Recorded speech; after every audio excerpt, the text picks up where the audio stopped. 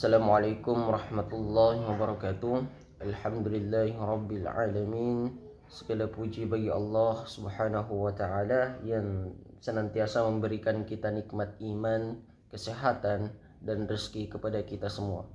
Salawat serta salam semoga tercurah kepada Nabi junjungan alam Nabi Muhammad sallallahu alaihi wasallam beserta keluarga, sahabat dan seluruh umat hingga akhir zaman.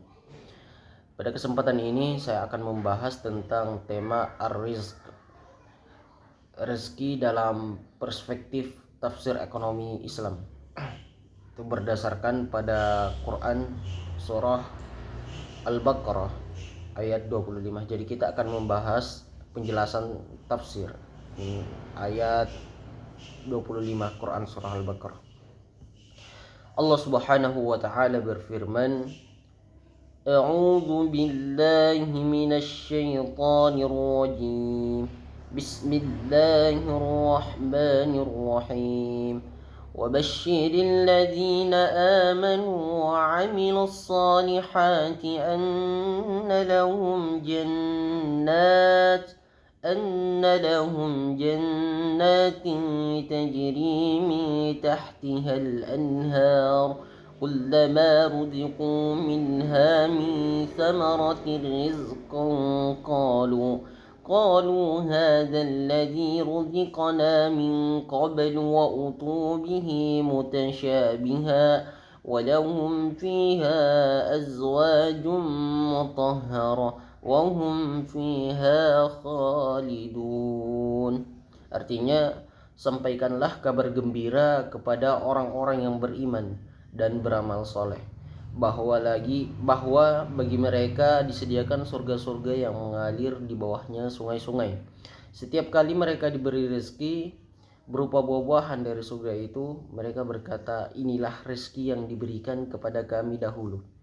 Mereka diberi buah-buahan yang serupa bentuknya dan bagi mereka di dalamnya pasangan-pasangan yang suci.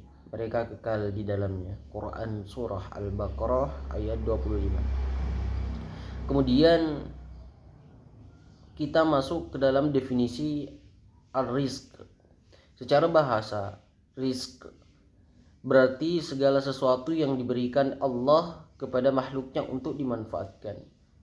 Rezeki tidak hanya berupa uang atau harta benda. Rezeki juga mencakup kesehatan, ilmu pengetahuan, keluarga yang baik, pekerjaan, waktu, ketenangan hati, dan kesempatan untuk berbuat kebaikan.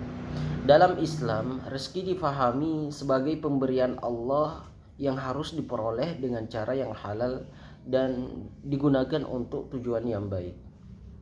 Kemudian tafsir ayatnya, pada ayat ini Allah memberikan kabar gembira kepada orang-orang yang beriman dan beramal soleh. Menariknya, Allah menggunakan kata ruziku yang berasal dari kata rizq, yaitu rezeki. Ayat ini menunjukkan bahwa di surga nanti manusia akan mendapatkan rezeki yang sempurna sebagai balasan atas keimanan dan amal solehnya. Dari sini kita memahami bahwa konsep rezeki dalam Islam tidak berhenti pada kehidupan dunia saja, tetapi juga berlanjut hingga kehidupan akhirat. Dengan kata lain, Islam mengajarkan bahwa mencari rezeki bukan hanya untuk memenuhi kebutuhan hidup di dunia, tetapi juga sebagai jalan menuju kebahagiaan akhirat. Adapun dalam perspektif ekonomi Islam, dalam ekonomi konvensional, keberhasilan sering diukur dari banyaknya harta yang dimiliki. Tetapi dalam ekonomi Islam, keberhasilan tidak hanya diukur dari jumlah harta, tetapi juga dari cara memperoleh harta, cara menggunakan harta, dampak harta terhadap kehidupan dunia dan akhirat. Seseorang mungkin memiliki kekayaan yang besar, tetapi jika diperoleh melalui riba, korupsi, penipuan, atau perjudian, maka harta tersebut tidak membawa keberkahan. Sebaliknya, seseorang yang memiliki penghasilan sederhana namun halal dapat memperoleh keberkahan dan ketenangan hidup. Oleh karena itu, ekonomi Islam tidak hanya berbicara tentang keuntungan, tetapi juga tentang keberkahan. Hadis pendukun Rasulullah Shallallahu Alaihi Wasallam bersabda, sesungguhnya Allah itu baik dan menerima kecuali yang baik. Saya ulang, sesungguhnya Allah itu baik dan tidak menerima kecuali yang baik. Hadis riwayat Muslim. Hadis ini menunjukkan bahwa Allah hanya menerima amal soleh dan harta yang berasal dari sumber yang halal. Karena itu seorang muslim harus memastikan bahwa rezeki yang diperolehnya berasal dari usaha yang benar dan sesuai syariat. Rezeki dan ikhtiar. Islam mengajarkan bahwa rezeki memang telah ditetapkan oleh Allah, tetapi juga manusia wajib berusaha.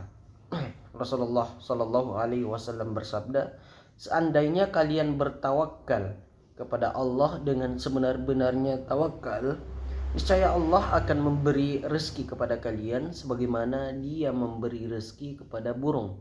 Burung itu pergi pagi hari dalam keadaan lapar dan pulang sore hari dalam keadaan kenyang. Hadis riwayat Tirmizi. Hadis ini sangat penting dalam ekonomi Islam. Burung tetap keluar dari sarangnya untuk mencari makan. Artinya tawakal bukan berarti pasrah tanpa usaha, melainkan berusaha maksimal lalu menyerahkan hasilnya kepada Allah.